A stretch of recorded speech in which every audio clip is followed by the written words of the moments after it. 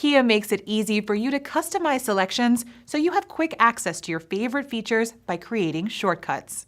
You can set a feature for the custom navigation button, steering wheel custom button, mode button, and others.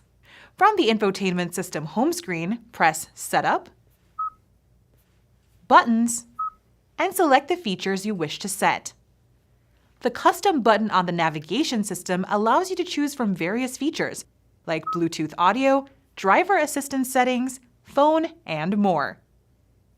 The custom button on the steering wheel allows you to choose a desired function, like Reject End Call, Change Hands-Free Calling Device, Privacy Mode, and others. The Mode button allows you to select different media, Bluetooth audio, Amazon Music, phone projection, sounds of nature, and more.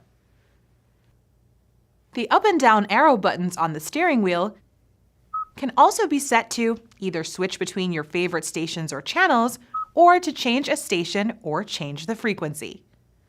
Volume Tune knob allows you to swap the volume and tune functions. For additional information, refer to your owner's manual. You can also go to the Kia Features and Functions Videos YouTube channel or your Kia Features and Functions Quick Reference Guide. Thanks for watching!